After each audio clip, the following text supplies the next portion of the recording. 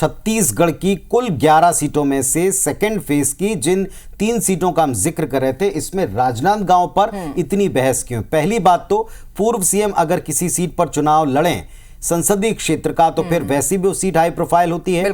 अगर मौजूदा सांसदों में से केवल किन्हीं कोई रिपीट करके पार्टी टिकट दे तो वो सीट हाई प्रोफाइल होती है। तो बीजेपी ने मौजूदा सांसद संतोष पांडे पर विश्वास करके उन्हें मैदान में उतारा, सामने पूर्व सीएम भूपेश बघेल। लेकिन और एक बड़ी वजह है यहां चलने वाली टसल और निकला एक नया फॉर्मूला, कैसे ईवीएम छोड़ बैलेट से चुनाव होंगे, और ये सब कुछ हुआ एक बयान से शुरू। बिल्कुल। तो राजनांदगांव में आपको भी याद होगा कि पूर्व मुख्यमंत्री और कांग्रेस प्रत्याशी भूपेश बघेल ने अपील की थी।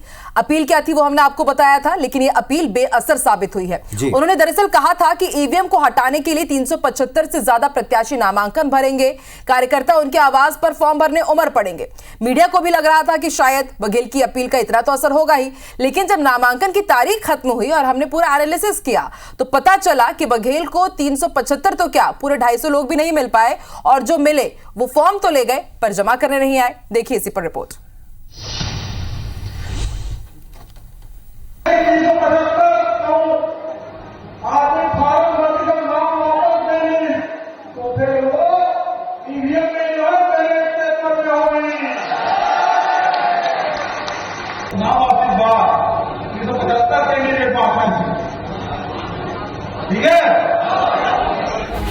बघेल ने पासा फेंका, ईवीएम को चकमा देने की रणनीति भी बनाई, कार्यकर्ताओं से खुले मंच पर अपील भी की, लोकसभा प्रत्याशी के लिए फॉर्म भरने को कहा। तारीखें निकलती गईं, कुछ लोगों ने बड़ी संख्या में फॉर्म खरीद भी लिए, लेकिन जब फॉर्म जमा करने की बारी आई तो कोई न पहुंचा।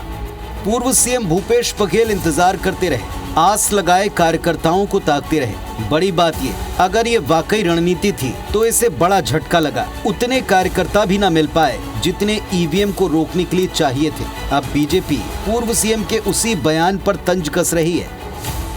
देखिए, जनता जानती है नीयत किसकी कैसी है। एक संवैधानिक पद पर रहा हुआ व्यक्ति जो मुख्यमंत्री बना, संविधान की शपथ लेकर के बना, प्रदेश कांग्रेस कमेटी अपने पाटन की कांग्रेस कमेटी में वो प्रवोक करता है, भड़काता है, निर्दलीय लड़ने के लिए कहता है, केवल अराजकता फैलाने के लिए। ये तो नैतिक पतन है। एक दिन पहले 250 फॉर्म्स लिए, लेकिन जब भरने की बारी आई तो बघेल को उनके ही अपने कार्यकर्ताओं ने निर्देश के बावजूद धत्ता बता दिया। ऐसी स्थिति क्यों? जवाब देने के लिए वैद्य सामने आए और ईवीएम की खिलाफत में बघेल के सुर में सुर मिलाते दिखे कि राजनांदगांव में इस तरह के 240 से अधिक लोगों ने नामांकन खरीदा है। मुझे लगता है कि अगर एक शायद लिमिट संख्या, उस लिमिट संख्या से ज़्यादा होगा, बैलेट पेपर से चुनाव होगा, तो निश्चित रूप से अगर ये कोई प्लानिंग है तो स्वागत योग्य है, क्योंकि हम भी चाह रहे हैं कि बैलेट पेपर से चुनाव हो ताकि दूध का दूध पानी का पानी क्लियर हो सके। पूरी कवायद का सारी, राजनांदगांव से 23 प्रत्याशियों ने फॉर्म भरा है। 5 अप्रैल को स्क्रूटनी होगी, फिर नाम वापस लिए जा सकेंगे। अब सवाल है, क्या पूर्व मुख्यमंत्री से उनकी ही पार्टी के कार्यकर्ता इतने नाराज हैं या वो उनकी बातों को तवज्जो नहीं दे रहे? आखिर ऐसी क्या बात है कि पूर्व सीएम की अपील के बावजूद फॉर्म भरने वालों की संख्या 200 पार भी न जा सकी?